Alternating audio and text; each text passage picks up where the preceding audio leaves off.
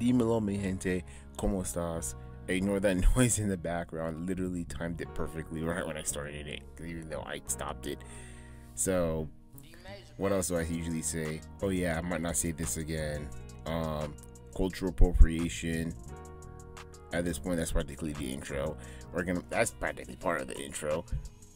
So we're gonna start straight to the news. We're gonna start with the first news I didn't think I'll ever speak about, the WNBA, and I'm gonna talk about the hottest topic, Killen Clark. So she's been busting around the news recently, especially some of these Kunologists on the internet who's been, staking their all the redundant statements, which are all the same, about this Killen Clark thing. And I'm just gonna break it down to 3 topic points. So first topic point, I'm just gonna say this is gonna be: is she getting roughly assaulted by her peers in the WNBA? And the other number 2 is gonna be,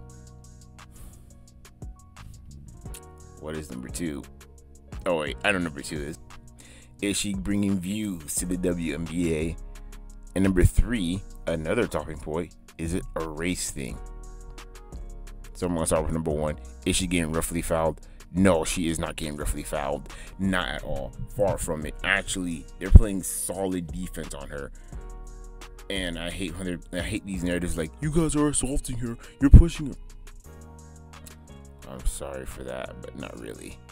You're pushing her down to the ground. How dare you assault Killen Clark? She's playing basketball. She's our I'm not gonna say that. I'm just gonna say, look, these guys on the news networks are saying all these asinine statements about how she's getting roughly ruffled by her peers in the WNBA. Look, I've actually took the time to see this, and I'm gonna show some highlights. Well, I guess they're more lowlights, but these plays right here, she's not getting fouled. Like this one right here, when she gets blocked. You see slow-mo, that's not a foul. She got waxed coming in the paint and her arm hit her, and the woman accidentally hit her head on the way down, on the descent. That's not a foul. Or when she ran into the screen, that screen was nasty. That woman looked like Steven Adams. Just ran right into it. That's her fault. That's her fault. That's her fault. Or when Angela Reese, I hope I'm saying her name right, when she boxed around, she just tumbled to the ground. Bro, that's not a swipe. She's trying to box her out to get the rebound. You can tell her eyes are looking straight up. She's trying to get the rebound. I swear to God, you guys really made up nothing of something. It's getting to the point where you guys are making that whole narrative that she's getting roughly fouled and they're attacking her because that one woman gave her a little nudge. That wasn't even anything serious. That was like a little F you to her, like, hey, I ain't, calm down, little girl. This ain't nothing. So I don't understand. And she tumbled over, what are you people talking about? She tumbled over because of that little nudge that one woman gave her, that little, shoulder nudge. It's been 3 minutes. Holy crap. I felt like I barely talked. Okay.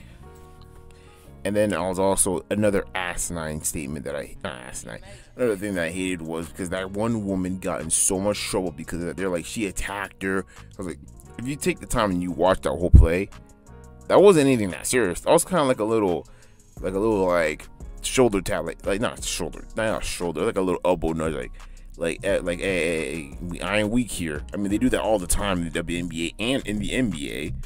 And also when she gets stripped, because they're showing her getting stripped because of her terrible ball handling. This woman did the behind the back and try to think she'll be cool, I'm gonna do behind the back. You don't do behind the back unless you're trying to get space, okay? The behind the back is like a secondary space if someone's committing heavily to you, so you can't do a basic left and right crossover. So you do the behind the back to get some separation. You don't just do it just to look cool. This isn't college where half those females don't even care. 90% of those females who play college ball, they're just there to get a degree. They're just there just to go to college and boost their career. They don't really want to make the league. I'm pretty sure 90% of those women don't even care about being in the NBA, WNBA. They just want to make the league. They just don't want to make the league. They just want to get a degree and just live a normal life. So she's not getting roughly fouled. They're playing solid defense. But you know what? You know why? You know what? Because of that brouhaha about her getting fouled and her getting assaulted by her peers in WNBA. They're now calling false fouls on her, like things that aren't even fouls. What are you doing? You guys just gave her the like, you just gave her an MVP treatment because of media. You guys literally ruined the WNBA for her. Also, the reason why, and also I'm not saying they're unjustly like playing harder on her, but she's getting a lot more. Their eyes are going to be way more on her when she came in the league, due to the fact that you people on ESPN, you guys ruined her. You guys made her seem like she was going to be the next best thing. You made her seem like the next, you made her seem like she was going to be like the best thing next to like sliced bread. I was not making that sliced bread thing as a white joke. I wasn't. No pun intended. But still, man, she's not getting roughly like fouled. They're playing solid defense on her, really good defense. And also, when they bump her chest her, she also talks a lot of talks trash too. So you know they're not gonna let that slide. These are grown women. They're not gonna let that slide. Another topic point: is she bringing views to the WNBA? Sorry about that, but not really. No, she's not really bringing them views like that. She's bringing views to the Indiana Fever. The fact that I know what the Indiana Fever is, I hate the world, man. I never wanted to talk about the WNBA. I don't watch the WNBA. Okay, I've seen games and stuff like that, but I'm not a fan. I don't watch this monstrosity. You bums made me like, I call you guys bums. You guys are bums. If you're my viewers, you're not a bum. But you bums on ESPN, I meant to say that. You bums on ESPN made me watch a WNBA game in 2024. I don't want to watch a bunch of women tumble over. Please do not cancel me. But you guys do tumble over here. Okay, what she's doing is no problem. She tumbles over all the time. I mean, I think her teammates even made a skit about her tumbling over, making fun of her because she falls all the time, because she does. But please don't cancel me. Okay, please don't cancel me, guys. I don't have any subscribers. Please. But no, she's not bringing them views at all. I just filibustered up there to make more time. It's like 6 minutes, 7 minutes. I gotta make this fast. No, she's not bringing them views, and I have the facts and evidence to prove. But I'm just gonna say this: the WNBA was slowly gaining views over time. This is the 2023 where their viewers are growing dramatically over the year 2023. Killen Clark was still in college. Their views were growing. All right, so they were already getting a fan base. Number two, if you check, I have not checked the official scoring, not official scoring, but if you check on some like their views, have you noticed that every big game that the WNBA break records are only Indiana Fever games, not other teams, except for like one. Majority of them were all Indiana Fever games this year. And also, if you ever go on the WNBA's YouTube and you see the games being watched, compared to this year to last year's games being watched, the viewer numbership, ignore the noise in the background, is virtually identical, but only if you see the Fevers of this year. The 2024's Fevers games views are astronomical. I'm probably butchering that word. Please forgive me. Compared to last year's. And I'm going to show you. You see, this is 2023. You see how the views are? And then I'm also going to show you 2024. Right about now. This is 2024. You see how the views are? When you see the Fever, you see how the views just go from triple digit K. She's not bringing views to the WNBA. She's gaining views. So you're like, oh, well, that's for the WNBA. No, it's not. It's not views for the WNBA. It's just views for her. No other team is getting the same kind of viewership that she is. And they never use her as a segue to talk about other players like Aja Watkins, who is playing like an MVP. The fact that I know who that is really breaks my, is really, you guys on ESPN, you guys should be fired, not TNT. I hate hate ESPN. I hate ESPN. I hate ESPN. You guys are just a bunch of freaking money-licking bootlickers who just say whatever to popularize. I hate ESPN. I just hate ESPN, guys. ESPN is it's terrible, man. Oh, my foot. ESPN is terrible. God, I hate them so much. But she's not getting views. She's not giving them views. She's getting views. The WNBA is not getting views. And now comes the third thing. Is there a race thing? Yes, it is. It is dramatically a race thing. Look, I'll just say this right now. Would there be this much tension? Would there be this same amount of hype for any other woman if this was a black woman? I'm just asking that question. And before everyone says, "Oh, she has all these records that she broke in college, in Indiana, in Iowa." Okay, but you guys do know that I think she was like their entire offense. This girl was dropping 40 points because she was their entire offense in that entire university. It wasn't like she was in like a jam-packed university with nothing but like star players. I mean, like, when have you heard anything about Iowa being good at basketball? So I'm just asking. I'm just telling you guys the truth, man. She was literally their offense. Like, she had the highest assists. She had the most points. She was literally that entire university's female basketball team's offense. So, of course, she's going to have that many points.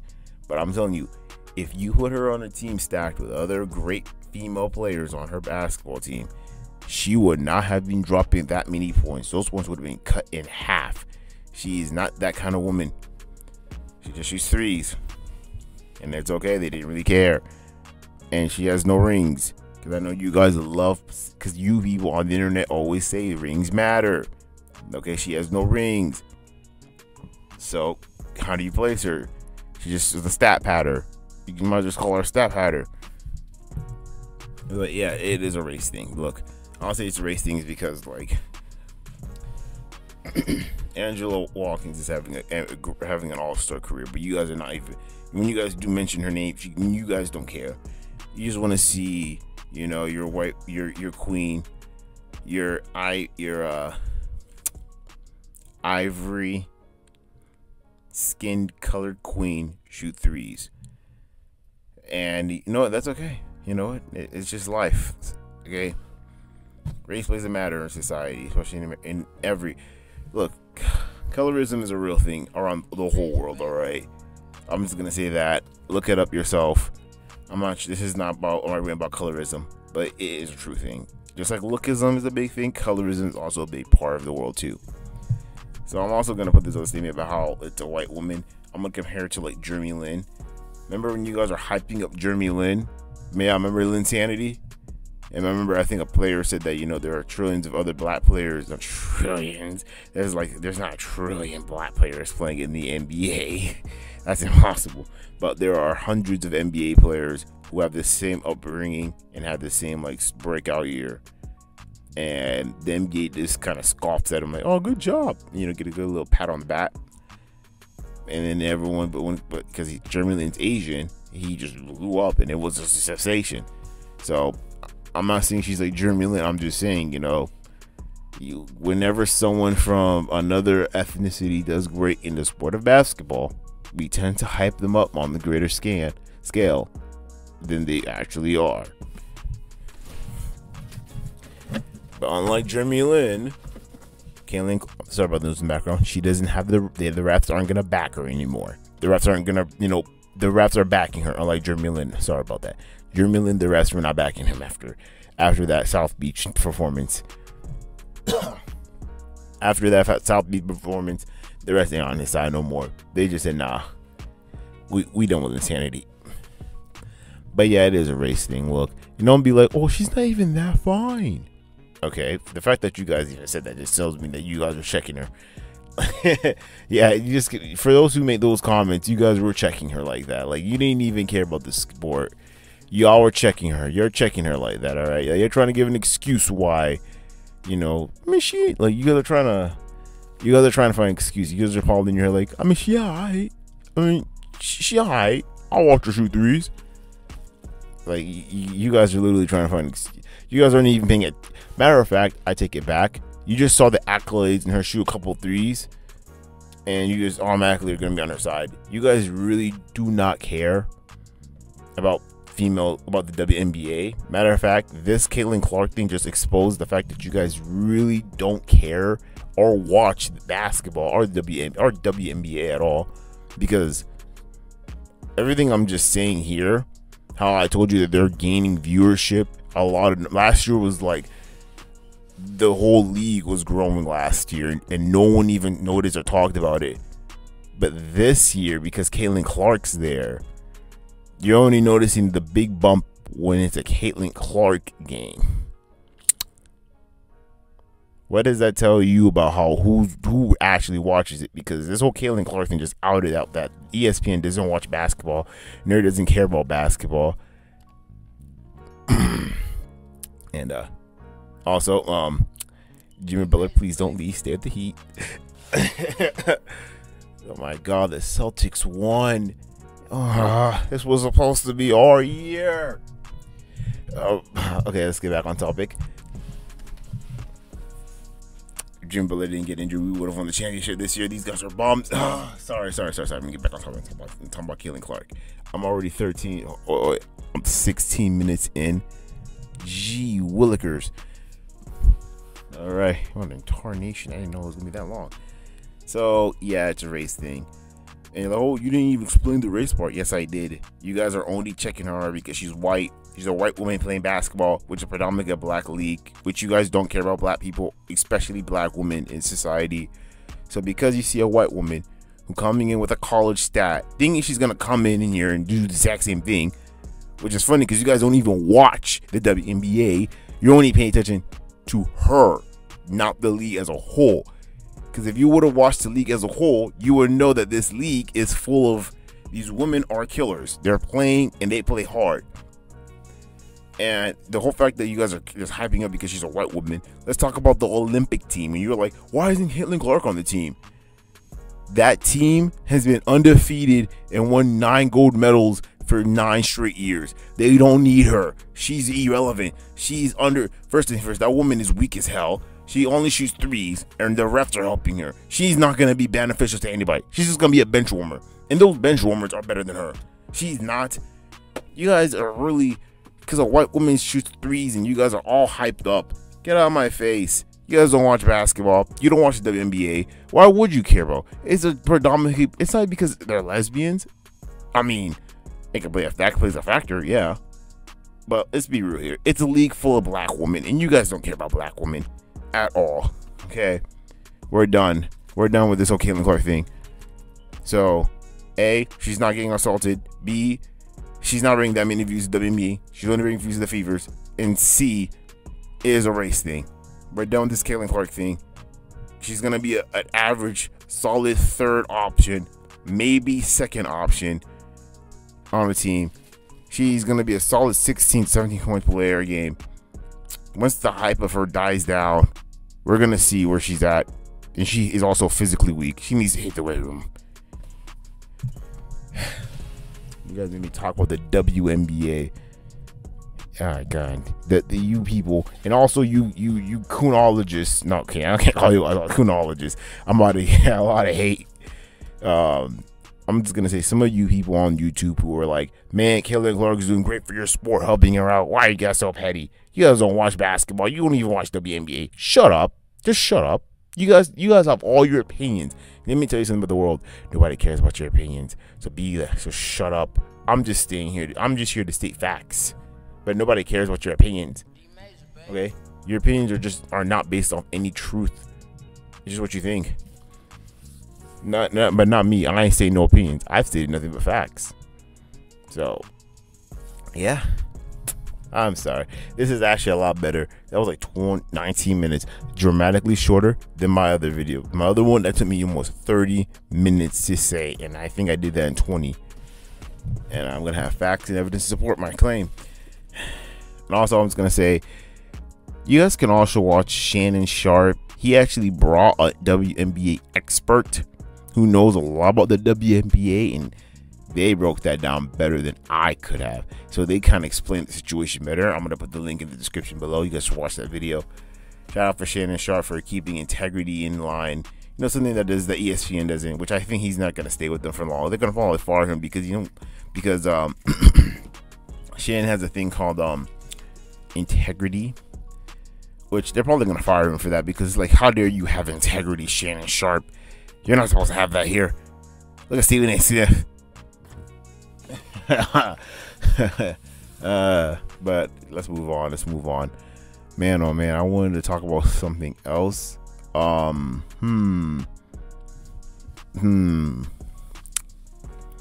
Should I reveal the truth? I already expect too many truths here. I want to have like a fun video, but this wasn't very fun. F it. This is gonna be quick. I'm gonna talk about GameStop. Yeah, I'm gonna talk about GameStop and what's going on with them and how their stocks are increasing dramatically again. Remember, it's back in 2021 where GameStop stocks were just going through the roof out of nowhere because everyone thought it was a prank, and everyone thought it was just a meme just to put money in GameStop. And then, you know, I think it was Acorn, that one stock called Acorn, for the name of it, please forgive me. They kind of stopped people from buying stocks for GameStop, and then they basically just said, yeah, we're not doing that because so many people were buying it, so it made it difficult for us to allow people to buy more. You know, that was their excuse, because they knew what was going to happen, because, you know, he made a meme on Twitter and told people to buy GameStop. Well, guess what happened in 2024, 3 years later? He comes back on tweet and he says, hey, Josh, he talked to a bunch of retail like hedge funds and people like that. Mine is going to be very butchered and very abridged. He got them up to rally up on his stock to come back to GameStop and AMC, and he said, come here, and he rallied up people, and he got them, and GameStop is just growing, like ridiculously growing dramatically. And a lot of the people who are from Wall Street are getting very angry, and they believe that it is market manipulation. By definition, yes, it is market manipulation, and it is wrong for doing that. But this is the biggest question I want to ask. You guys on Wall Street partake in market manipulations with your stocks? I mean, are you gonna pretend that you guys don't tell your stock buybacks, you know, stock buybacks, which, you know, a lot of these corporations do when they do in the stocks. And also the app was Robinhood, not this Acorn app. I'm so sorry, you guys. Look, guys, leave me alone, okay? I don't invest in stocks, and I'll tell you the reason why, but, you know, later on. But yeah, stock buybacks, another corrupt reason that they market manipulate themselves, and they don't really talk about like the sanctity of like keeping it, you know, keeping the stocks organic, which is a lie. They don't really care about being organic. It's a circle of groups of people that kind of benefit from this, that keep it so that them in their group, inner circle, can benefit them financially. And they're mad that Keith Gill used GameStop to help bring another way to extract people from buying their circles, groups, company stocks, and try to extort it towards buying into other things into GameStop. And they're mad because someone else played their game in a different way, which angers them. Yeah. And also Keith Gill, they're thinking about removing it from E-Trade, which is like, if you do that, you're going to get rid of all retail investors. Look, like I said before, they're upset because Keith Gill, you know, with his meme stocks or whatever you want to call it, is doing what they're doing, but he's doing it a different way. They're just mad because he's not part of the CNBC,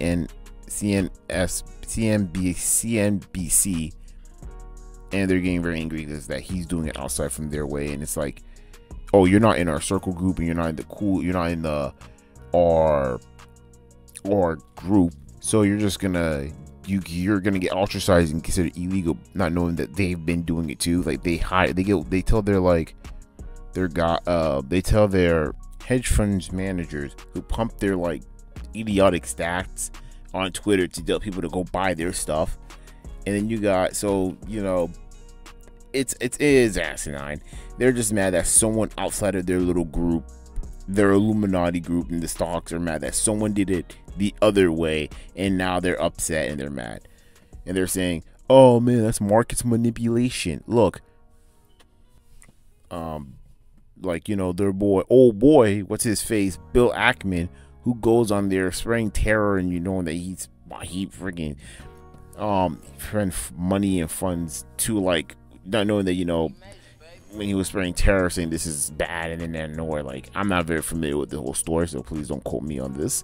And like Bill Ackman, when he like goes on and says this is terror and all this nonsense, and then not knowing, then after he found out that, you know, right before he goes on CNBC and said that it's terror, he already invested stock money into that stocks, which helped when that spread to the world. It boosted his money. So that's not market manipulation. Look, man, these guys are all a bunch of frauds, and they're all using you guys for money. Okay, I'm talking about the stocks. All right, stock market is a scam. It's a huge scam that's only designed to help those with money, to help boost their money, and those on the high end of the triple digit tax bracket can also benefit from it. I have not heard in modern time, maybe I'm just disconnected, but I've not heard in modern time that an average person has gotten big from stocks. All right, this isn't like holes where Buddy's grandpa put all that money in Google. All right, no, we're talking about modern day time today. I've seen more people be winning the lottery, but I don't see people winning. I don't see people getting a lot of money in stocks, or modern day in stocks, because it is a scam. Stock is basically a conglomerate group of people that financially benefit from each other through a certain period of time to help fund their own money and help make you saps who go into stocks, because they tell you to invest in stocks so they can get your money and siphon it for themselves. In theory, the money is supposed to help the product, but in reality, they're using you to siphon money from you so they can get direct money as themselves along with the product that they're putting out. You are just extra money for them, and then they piggy bank on who gets to be the one on whose time it is to get the money on that time. Like I don't know the exact words for it in English, but I'm gonna call it ISO. It's like being in an ISO, which is like everyone keeps putting money in the stockpile, aka they get to pay CNBC because they got the money to go, and then when it's your turn to be on CNBC, it's your turn to get the money. Again, it is a scam. It is made to help rich to get richer, and it's keep you poor people broke by spending all their money. Again, I've never seen anyone in modern day make money off stocks, but maybe I'm wrong and I'm just very ill-informed, but no one's ever made bank money and became a millionaire off just investing in stocks. Maybe I'm misinformed, but that's just a fact that it is. And that's it for this episode. I kind of like this. It's a lot shorter. And yeah, ciao.